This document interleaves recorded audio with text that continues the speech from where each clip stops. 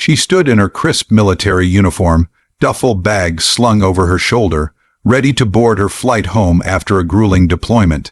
He, an airport security officer, stared her down with a scowl that sent chills through the terminal. They didn't know a bystander's phone was recording, capturing the moment his boot struck her leg, sending her stumbling. By the next morning, that video would reach the Pentagon, shaking the nation and demanding answers. Wherever you're watching from, whether it's New York, London, Chicago, or Manchester, this story unfolding at a major U.S. airport will grip you. Stay with us as we unravel what happened, why it happened, and the fallout that rocked the highest levels of power. She was Staff Sergeant Aisha Thompson, a 29-year-old black soldier who had served 2 tours in Afghanistan. After months in a combat zone, she was finally heading home to her family in Atlanta. The airport, a bustling hub in Dallas, was packed with travelers that evening. Aisha moved through security with the quiet confidence of someone who had faced worse than long lines and pat-downs. Her uniform, adorned with commendations, marked her as a decorated soldier, but it also drew eyes, some admiring, others less so. He was Officer Daniel Hargrove, a 42-year-old TSA supervisor with a reputation for being strict. Some said overly so. Hargrove had worked at Dallas Fort Worth International Airport for over a decade, known for his no-nonsense approach. That night, November 12, 2024, he was overseeing the security checkpoint where Aisha approached. The air was thick with the usual airport tension, rushed passengers, beeping scanners, and the hum of impatience. They didn't know each other, but their paths were about to collide in a way that would spark outrage across the country. Aisha had no reason to expect trouble.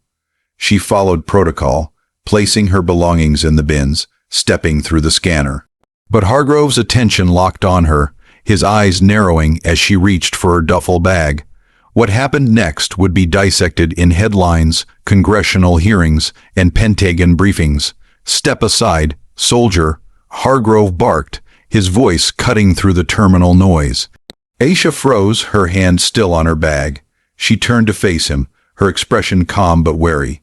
"Is there a problem, sir?" she asked, her tone measured, professional. Hargrove's face tightened. "I said step aside. You're holding up the line." Aisha glanced at the scanner, then back at him. "I've cleared security. My bag's right there." He stepped closer, his voice dropping to a menacing growl. "Don't talk back to me. Move now." The exchange drew eyes. Passengers slowed, their phones subtly raised. Aisha's jaw clenched, but she complied, stepping to the side. Hargrove grabbed her duffel, tossing it onto a table with a thud. "This needs a manual check," he said, though the scanner had shown no alerts. "Sir, I've followed all protocols," Aisha said, her voice steady but firm. "Can you explain what's wrong?" Hargrove's eyes flashed. "You don't get to question me. I'm in charge here." The tension spiked. A bystander, 24-year-old college student Maria Alvarez, stood nearby, her phone already recording. She sensed something was off. The way Hargrove's tone carried an edge beyond routine authority. Aisha's posture remained rigid, her training keeping her composed, but her eyes betrayed a flicker of frustration. Hargrove rifled through her bag, pulling out personal items, a photo of her family, a folded American flag. He tossed them carelessly onto the table. "You think you're special because you're in uniform," he muttered, loud enough for Aisha and nearby passengers to hear. "I'm not looking for special treatment," Aisha replied, her voice tight. "I just want to get home." He smirked, stepping closer, his boot nudging her leg, hard. Aisha stumbled, catching herself on the table. Gasps rippled through the crowd. Maria's phone captured it all. The kick, Aisha's stagger, and Hargrove's unapologetic glare. "What the hell was that?" Aisha said, her voice rising for the first time. She straightened, her eyes locked on Hargrove's. "You just assaulted me. Watch your mouth." Hargrove snapped. "You're lucky I don't have you detained for obstruction." The crowd grew restless. A man in a business suit shouted, "Hey, leave her alone." Another passenger, an older woman, yelled, "She's a soldier, not a criminal." Maria kept recording, her hands trembling but her focus steady. Aisha's voice cut through the chaos. "I'm not your enemy, officer. I've served this country. Have you? Hargrove's face reddened. Don't pull that card on me. You're nothing special. He jabbed a finger toward her chest, stopping just short of contact. Get out of my checkpoint or I'll have you arrested. The standoff lasted seconds but felt like hours. Aisha held her ground, her eyes never leaving his. Then, slowly, she gathered her belongings, her hands steady despite the humiliation. This isn't over, she said quietly, her words carrying a weight that silenced the crowd. Maria uploaded the video to X that night, captioning it, TSA officer assaults black soldier at DFW airport. This is unacceptable. By midnight, the post had thousands of shares. Comments poured in, some calling for Hargrove's firing, others demanding a full investigation. Hashtags like #justice for Aisha and #airport assault trended by 2AM. Aisha, unaware of the video, boarded her flight to Atlanta. She sat in silence, replaying the incident in her mind. She'd faced danger overseas, but this, being targeted in her own country in her uniform, hit differently. She called her commanding officer, Major Carla Evans, from the plane, reporting the incident. Evans promised to escalate it immediately. By 6 a.m., the video reached a Pentagon official's desk. Colonel James Whitaker, a liaison for military personnel issues, watched the footage in disbelief. He recognized Aisha's name. She'd been commended for bravery under fire just months earlier. Whitaker forwarded the video to his superiors, flagging it as urgent. By 8 a.m., it was in the hands of the Secretary of Defense's office. Hargrove, meanwhile, went home after his shift, oblivious to the storm brewing. His colleagues at the TSA checkpoint had mixed reactions. Some thought he'd gone too far, others backed him, saying Aisha had been disrespectful. But the video didn't lie. It showed no provocation from Aisha, only Hargrove's escalating aggression. The media caught wind by 9 a.m. CNN ran a segment titled TSA Officer Kicks Soldier. Video sparks outrage. Fox News followed, framing it as a debate over authority versus respect for veterans. Social media erupted, with veterans groups, civil rights organizations, and politicians weighing in. Aisha's name became a rallying cry. At the Pentagon, a task force was formed by noon. General Marcus Tate, a high-ranking officer, called for an immediate inquiry. This is not just about one officer, he told his team. This is about how we treat those who serve.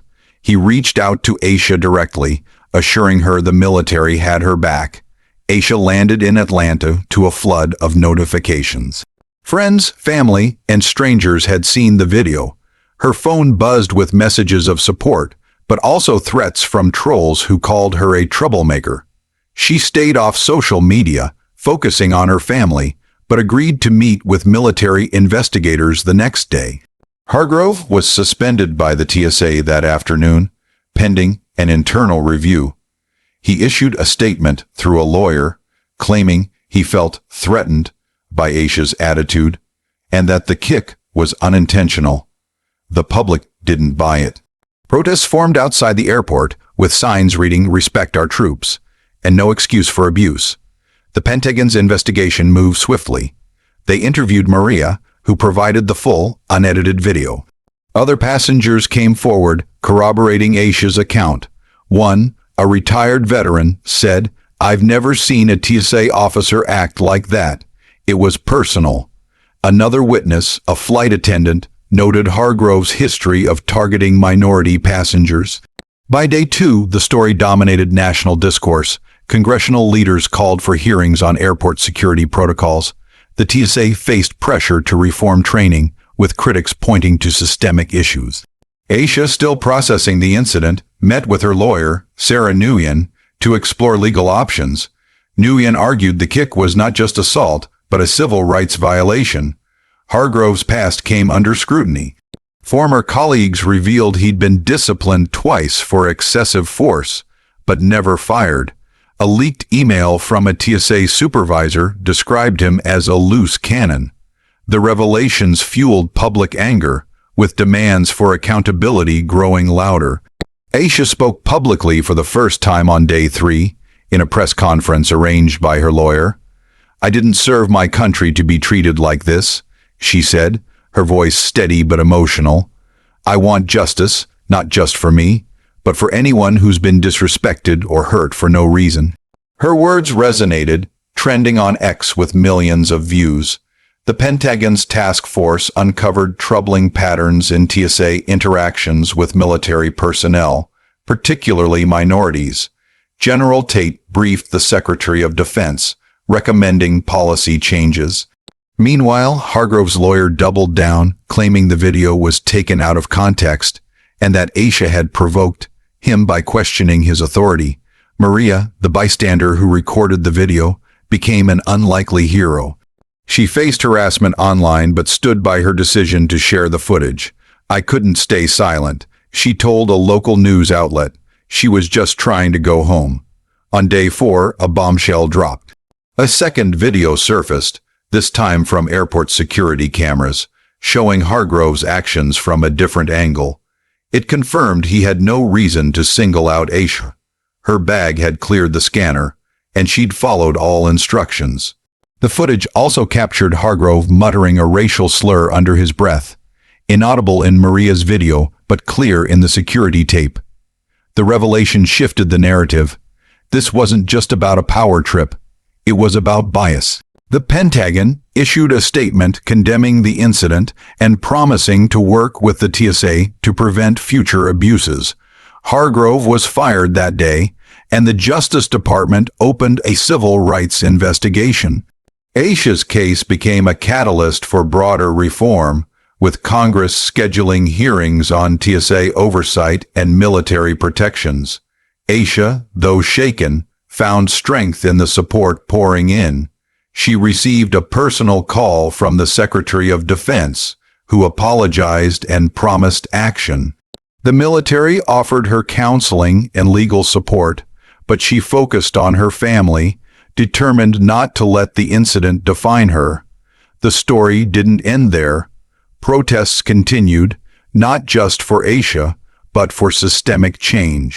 Veterans organizations launched campaigns to protect service members from discrimination. The TSA announced mandatory de-escalation training, though critics called it a band-aid on a deeper problem. Wherever you're watching from Los Angeles, Birmingham, Houston, or beyond, this story is a call to action. Share Aisha's story, demand accountability, visit justiceforaisha.org to support her legal fund and push for reforms that ensure no one, soldier or civilian, faces this kind of treatment again. The video hit the Pentagon, but it's up to us to keep the pressure on.